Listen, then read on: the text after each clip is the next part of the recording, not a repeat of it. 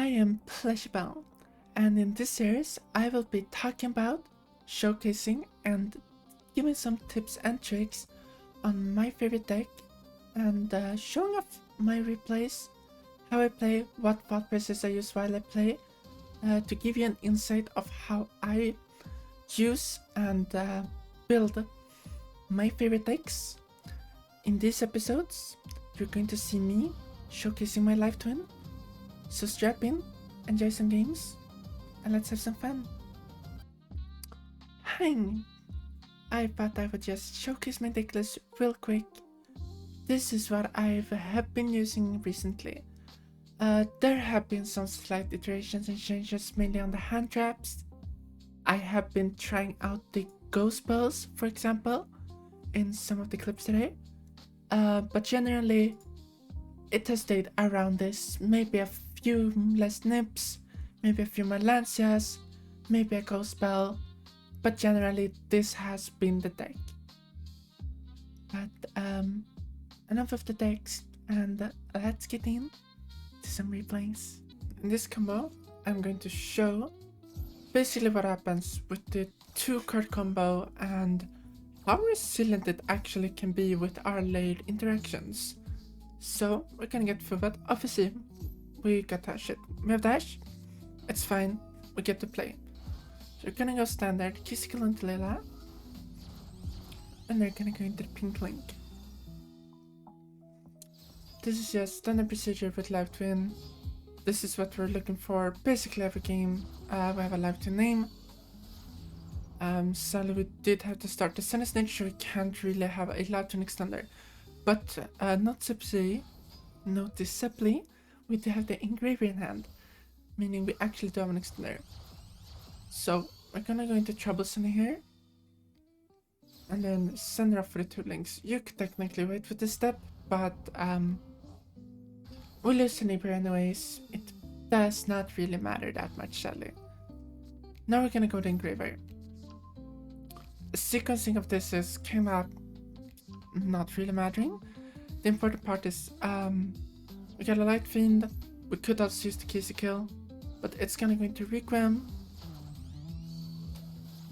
The Requiem will send itself off for the Lacrima, which will mill the engraver. The important part with this is thanks to us opening engraver, we actually get to use the full endport without needing to go the whole Necroquip route, and still having enough light fiends in the grave to keep both Lacrima and Requiem in grave. As we can see, when the Lacrima here reborns, we do importantly have both the main deck Lacrima and the Requiem in grave, meaning that we can send them off for the Paradise in our opponent's turn. And this is only possible by going either the Above line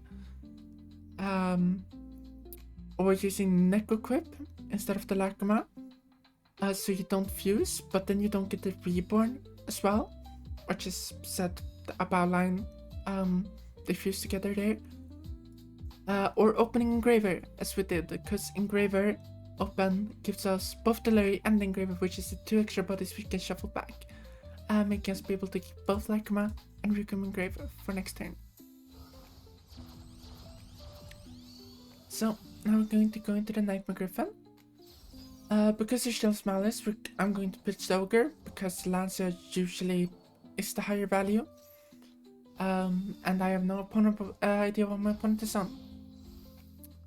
We're going to Reborn Engraver by shuffling back the sequence, which is why we go the Nightmare Griffin first. So we have enough body to still keep the Lacrima and Requiem Engrave. And since I don't know what they are, I'm putting these are in the fence possibly. He's gonna go X Send Aggregator. Luckily enough, since X special summons, it cannot activate the effects thanks to Griffin. He will negate the Griffin though, but to shut down the Sword special summon, we're just going to tribute out Troublesome instantly to pop the X just to make sure he doesn't have a 4 on the board. So pop that, we draw 1. Sadly our draw didn't really matter. And here we can see Finster's Rifles, so he's gonna go out and get the Bismuth stuff, meaning I know he can play, So let me ask my Requiem for Lacrima out. Just so, you know, I have my Paradise Engrave, so whatever he special summons, I can deal with. It's gonna go the Lacrima, mill the Engraver, now it's gonna go Node, and that is 2 Force, which is 2 Drive. But, and usually, we wouldn't be able to deal with this, but thanks to the fact that we did get to send the Paradise from Keep the Life Pins, we can just go Paradise now on its summon, and send our Desiree from deck to get rid of this duo drive before it can activate and search him into the rest of the combo. And at that point he has scoops. So, this is another Going First replay. This replay is against Malice this time instead of Raziel, where it's going to show that even though things look dire and we do not have our full end board, we can still be top tier decks as long as we use our interactions smartly and keep track of the knowledge that we have. So, we're going to start off with activating the Sunny Snitch here, since, well, we need to start playing somehow. They're going to troll us, and luckily, this is actually a good omen, because this means we are not having to worry about Max or Fuba.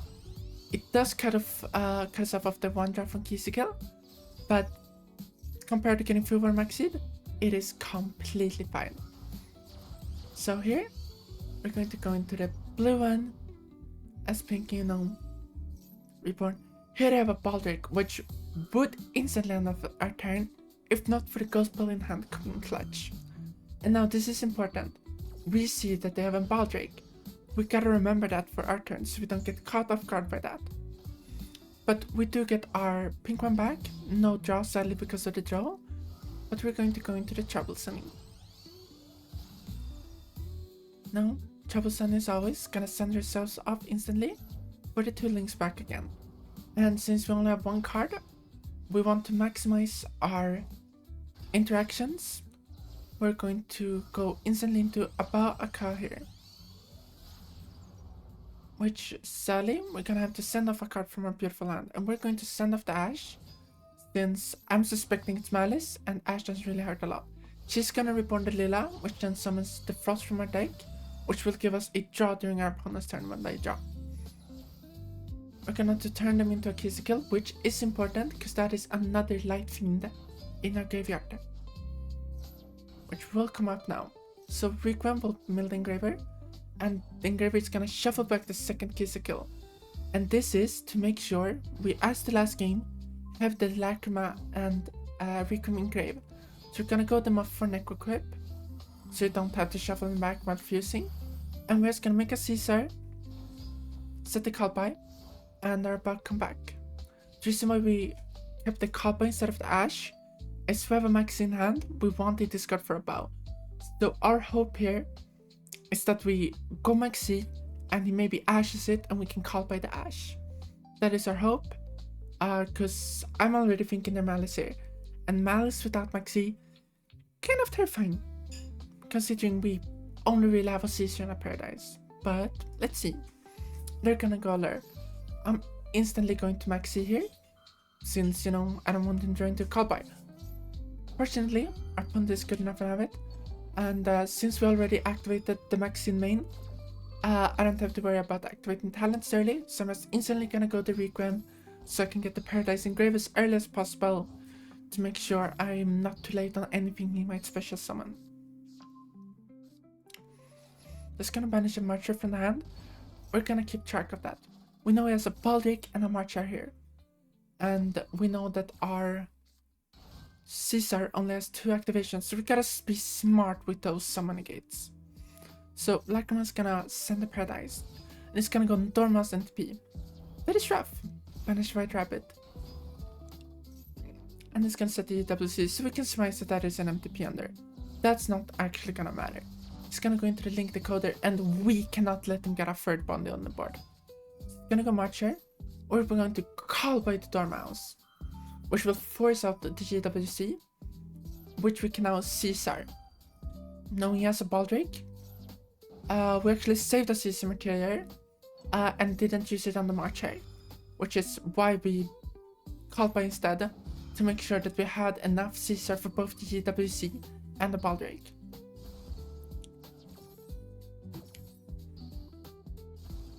Marcher is still going to be able to banish here.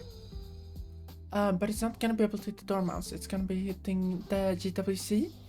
So together, they can go into the Splash Mage. But thanks to our Paradise, this Splash Mage will go to the grave. Bada boom. So, just a quick dismantling of Malice. So, here is a going second game against Rysil this time.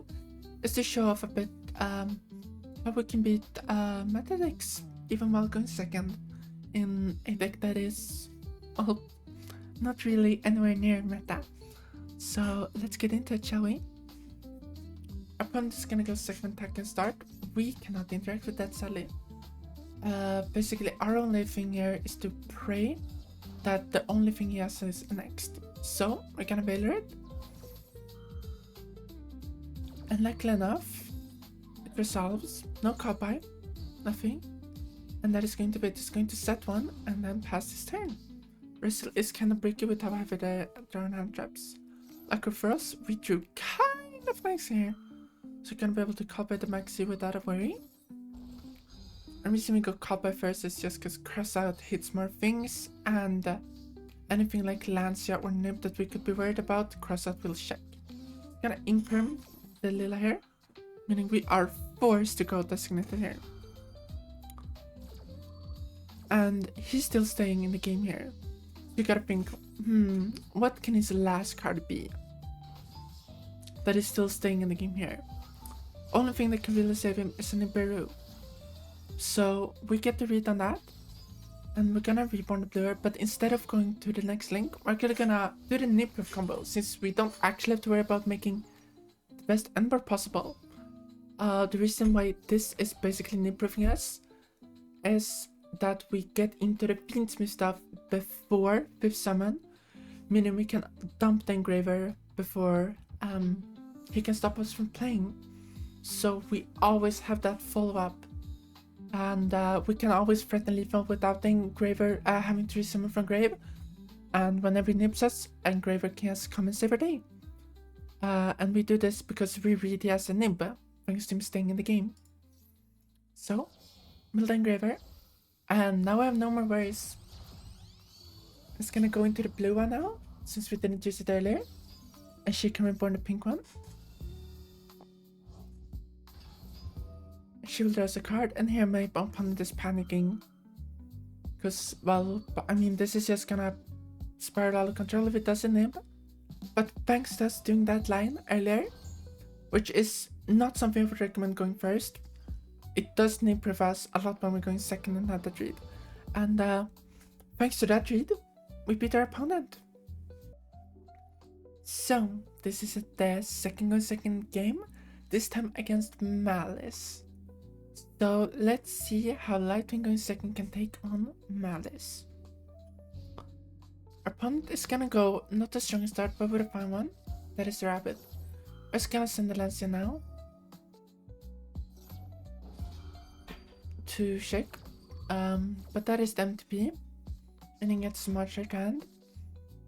But we also know he does not have Marcher in hand already, so we do not have to worry. He's gonna go Rabbit.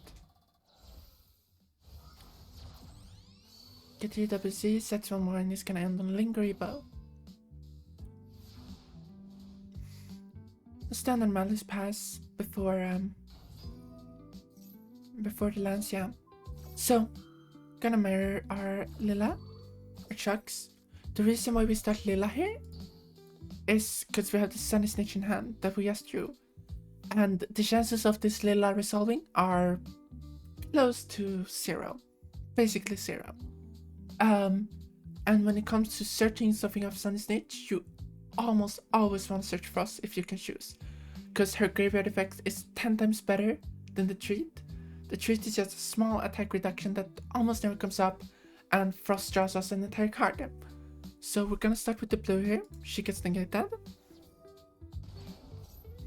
And he gets small Marcher back. Let's go to Sunny Snitch to add the Frost. And now he's going to draw. Luckily for us, we don't really care about the draw. Of course, it cuts us off of draws, but at the end of the day, I'd rather get draw the max hit in this deck any day of the week. It's gonna just from the blue one here, which is a misplay by him. And I can only assume it chalk it up to him not being too familiar with Life Twin. Cause Wiki is going to Requiem here. Like, sure, he shuts down the Life Twin engine, but Wiki has got Finsmith. It's gonna go TB11 here. Not really sure why he shows now, but it doesn't really matter. Gonna go Lacrima, Mill Engraver. Resummon Engraver. And equip the Requiem and start getting rid of some bodies on this board. Get the Dormans out of here. She's in the fence. She's gonna stop us from decaying. We do not want that. Now we're going to go into the sequence. Shuffle back the Requiem and the Lacrima. And it's important we have the Engraver here for max attack damage. Because our goal is not just to survive here. We're going in for the kill. It's gonna Reborn Engraver. And you use the Lacrima to summon the Agni. Lacrima is going to shuffle back the sequence to burn. And here's actually a slight misplay for me. It probably would have been better to just use the Engraver, but it really doesn't matter. We're gonna pipe for 42 and 1800. And sure, while we don't kill them, we know this is Malice. He's on 400 life points. We make a Desiree. And we know the second this or we make a Caesar. My bad. And since Caesar is equipped with the Lacrima, we know that the second he resolves, we get to send off the Lacrima, shuffle back a Light Fiend, and deal 1200 damage. And that is not, even talking about the fact that Malice can't really play with only 400 life points.